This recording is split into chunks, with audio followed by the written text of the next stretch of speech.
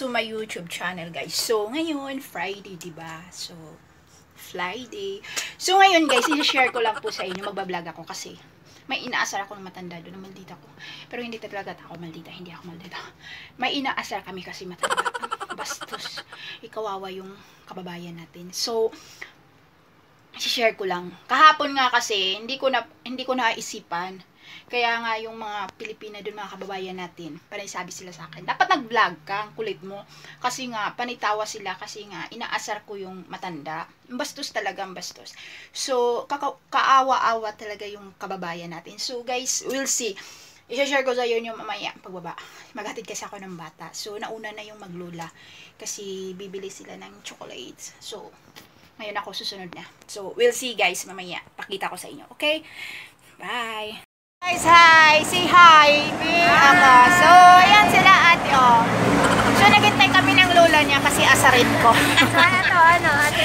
Oh, diba? Kawawa siya. Diba? Pero, grabe. Ang bilib ako sa kanya kasi may gana pa siyang tumawa. Diyos ko, pag siguro sa akin, ngoso ko. Ano akala mo sa akin, di natatawa? Hindi, yung nainis ka, no? Tapos tatawa ka pa. Pero sa akin siguro, Hindi ka tumawa, Diyos ko, I want. Oo. Matanda ka na. Yung ngoso ko siguro, tapos sabi pa ng lula niya, nakadalawang kontrata daw yung katulong niya dati. Kaya sabi ko sa kanya, Diyos ko, yung ugali niya, magdalawang kontrata. Kaya yan si ate, nakita niya pala yung katulong niya dati, na sobra ding stress. Kaya, grabe, bilib ako sa kanya. Ang galing pa niya, kumakatawa pa siya.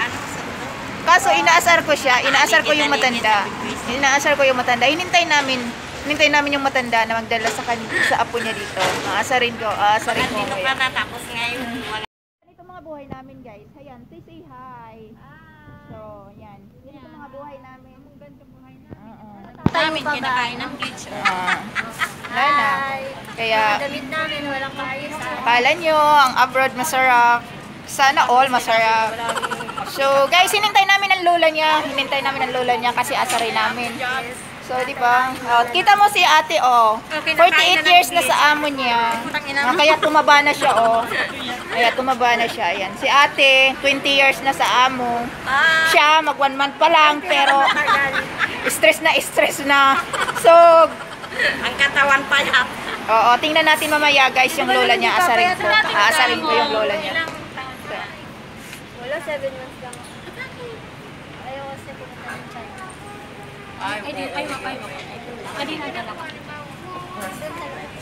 O ganito ang mga trabaho ng mga kababayan natin dito, guys, chismisan. Ayan, nagchismis yan sila, oh. Ikaw ang nagtot. Tingnan mo, oh. Ay.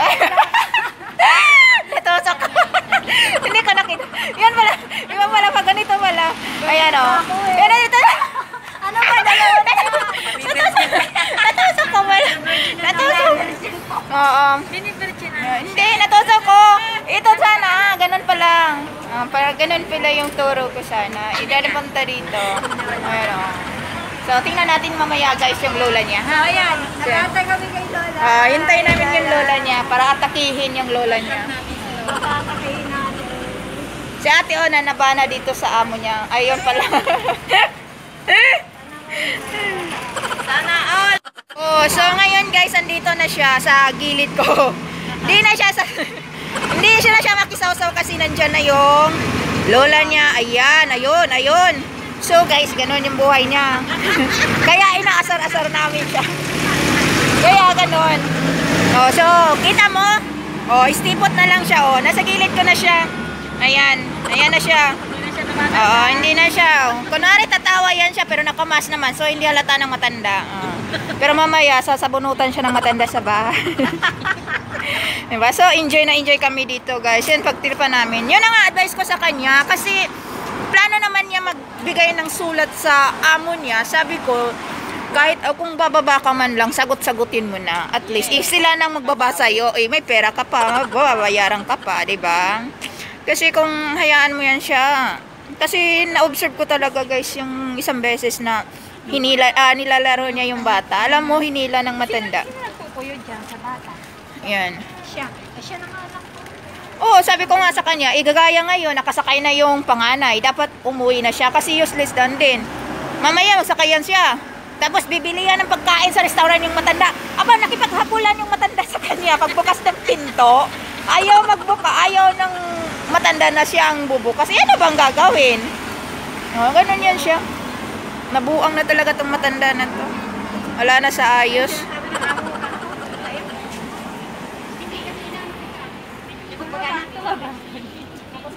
Lahat tayo na nalaglak. Talaga? Yun yata ang ano. Talaga? Diyos ko. Magagawa natin. Sabihin mo sana, pati yung kubitan nyo, palagyan ng CCTV. Nakamadumi yung pagkakahugas. Ay, Para makauwi na. sabihin mo sana, ba't nagkuha pa sila ng katulong, di ba ate? Ba't nagkuha pa sila ng katulong kung ganyan lang naman, di ba? So, Lagi sila sabi, very dirty. very dirty daw, very dirty. Sabi pa niya, yung camera daw, nakatutok daw sa kanya. Bakit sila ganun magsalita? Kaya, ay, lagi naman yan, lagi na lang ganyan, lagi. Yun yung kanila, tapos pag may binati sila, yung sa kaibigan nila na O, tapos, magaling magluto. tapos ma-appreciate nila yung ibang katulong. Tapos ma-appreciate nila. Tapos ma-appreciate nila yung ibang katulong. Pero yung katulong nila, hindi nila ma-appreciate. Mga abnormal lang.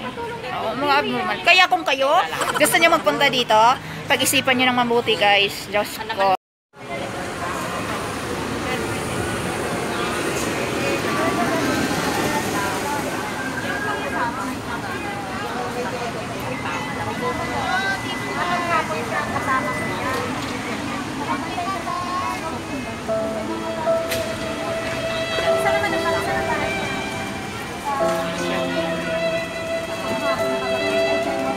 Ay, di pala siya dyan natulog. Ay, akala ko kasama niyo sa bahay. Pumupunta lang siya talaga dyan. Diyos ko. So, ayan na sila guys. Umuwi na sila. Ayan. Doon lang sa dulo. Ayun, doon. Sa may seaside lang yung ano nila. Ayun, na magkasama naman sila. Actually, hindi na pala sila kasama sa bahay. Pumupunta lang everyday dyan sa bahay. Kaya, sobrang stress naman yung isa kababayan po natin, guys. Ayan. So, ganun yung buhay niya dito. Guys, dumating na yung alaga ko. So, kami na naman din ang pauwi. At kakain ng pananghalian. So, hindi namin alam kung... Ay, hindi ko alam pala. Hindi siya kasal. So... anong ipapakain ko dito na mag-isip muna mamaya. So, ngayon guys, Sabado naman bukas, kaya nakaka-stress na bukas kasi mga amo na sa bahay. So, walang TikTok mangyari, walang YT na mangyari. Kahit ngayon Friday, ang dami kong ginagawa, pero umirit pa rin ako kanina TikTok saglit. Ganun yun lang ang libangan ko guys.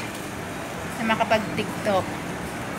Mawala man lang kundi yung stress. So, ngayon, bahay. Hindi pa ako tapos lang maglinis. Ito diba? So, may mga salon.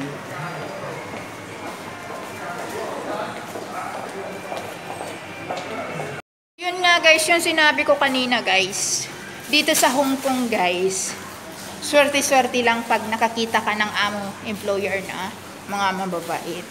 Diba? Yung ituturi ka ring pamilya, diba? Kagaya nun siya, naawa din ako sa kanya kasi stress din yun siya eh. Hindi niya kasama sa bahay yung matanda actual. Pumupunta lang araw-araw dyan para mag-stress sa buhay niya.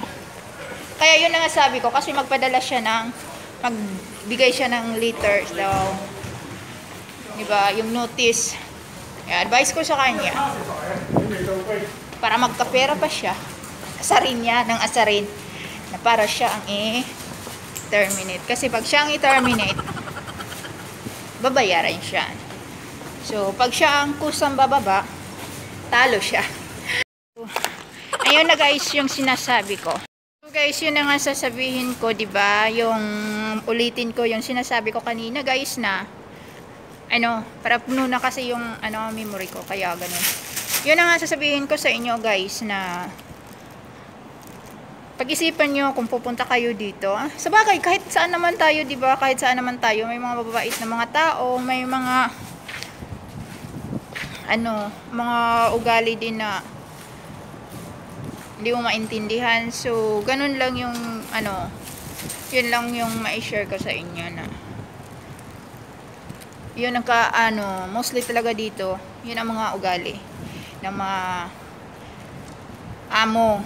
Kaya, actually, hindi talaga yung mga amo ang problema minsan dito, yung mga lola. Lalo na pag lola ka na kasama sa bahay, na sobrang maldita, na bastos na hindi mo maintindihan yung ugali. Kagaya nun sa kanya, di ba? Hindi yun siya pwede makahawak ng kahit ano sa bahay pag wala daw utos, wala daw hugas ang kamay, kasi madudumi daw yung kamay niya. Kaya sabi ko sa kanya, kaya inasar namin siya kanina na, umupo ka lang. Di ba? Umupo lang siya. Tapos pag nagagalit, sabihin mo, isabi mo, hindi ako magtrabaho pag hindi ako inuutosan. Ganun lang, di ba? Kasimple, di ba? Tingnan mo, mga advice din kami ng para mga bali. So guys, andito na ako sa flat namin. So, paakyat na rin ako. No? So, ayan. Paakyat na rin ako, guys. Kaya, dating na naman sa bahay, maglinis. Pakainin ko muna. Baka hindi pa ako rin nagtangalian. So, kakain din kami muna.